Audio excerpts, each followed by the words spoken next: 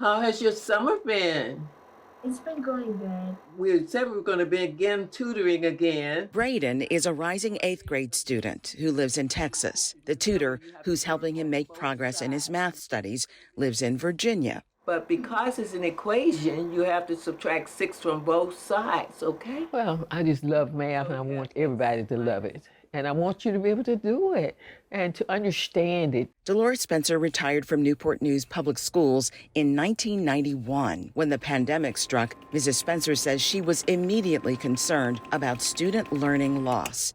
So she picked up the virtual chalk. Good evening and welcome to Mrs. Spencer's Math Lab. Going live on Facebook each week for nearly 2 years. I was 88 years old in 2020 when I started Mrs. Spencer's Math Lab. All right, so now She helped all kinds of learners make up lost ground or become more math savvy. It was a few at first, but then more people began to listen. And there were parents, there were people who just wanted to review math, there were teachers, there were homeschoolers, and there were students. Within a short time, Mrs. Spencer had more than 1,000 students watching weekly as she demonstrated her math mastery and tailored her lessons to match students' and parents' requests. I had students watching from all the states, basically, and some from overseas. It was far-reaching, much farther reaching than any book would ever have been. So that was a blessing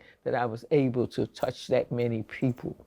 Mrs. Spencer is still getting requests for tutoring, and she says on her last birthday, she had more than 60,000 good wishes from fans around the globe. And she says the crisis created by the pandemic created a space for her to inspire others to better understand and appreciate math in a way they might not have otherwise.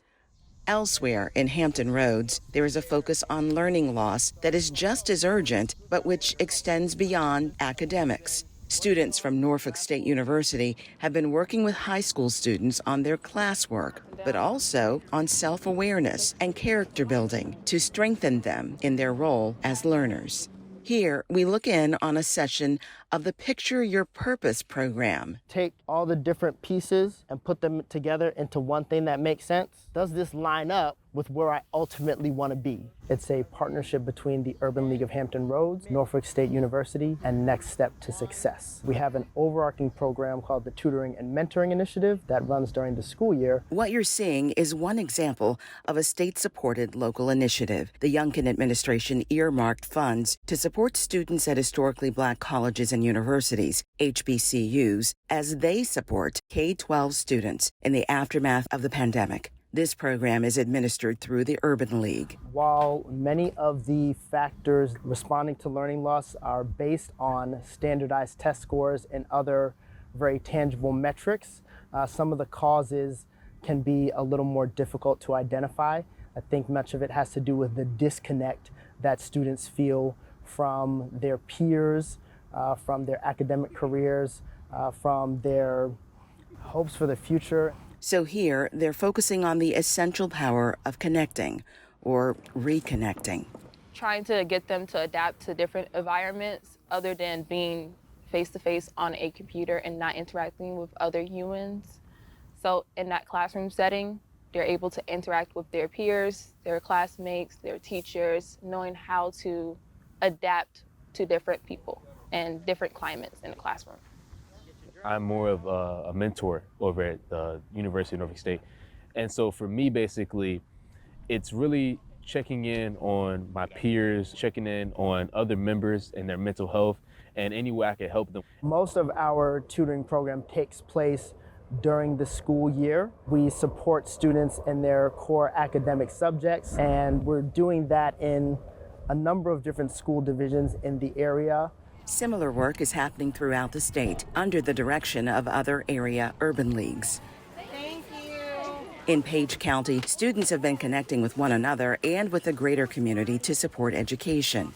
This determined group of volunteers is connected through the West Luray Rec Center. Center founder and driving force, Audrey King, has a lot to say about repairing post-pandemic. At the rec, that means mental health, physical well-being, social support, and most certainly tutoring services. What's after H? Tutoring was a big undertaking and one that when we began, we were not expecting to have. Once the pandemic hit and the Honor Society students started coming in 2-3 days a week to tutor, that's when we really saw a difference and an impact on the students that we had here. 90% of the children that we serve, they come from backgrounds of rather poverty, addiction, have experienced domestic violence. And so what we try to do is meet all of those needs. Page County, like every county in Virginia, is relying on as many helping hands and hearts as possible. School Superintendent Antonia Fox says they are effective here when they function like family.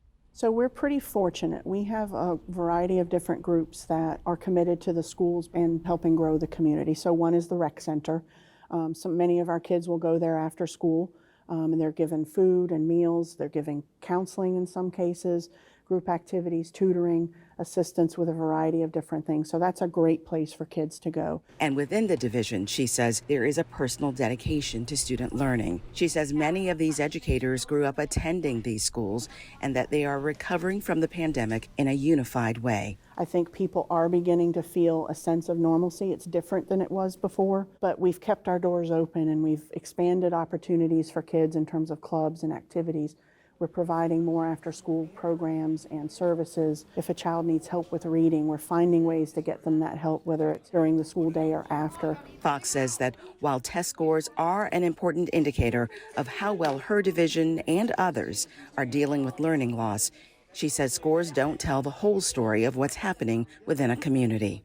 Whether the answers come from individuals, community organizations, institutions of higher learning, or from within the school divisions themselves, Virginia's test scores clearly show there is work to do when it comes to helping learners recover from what they lost during the pandemic.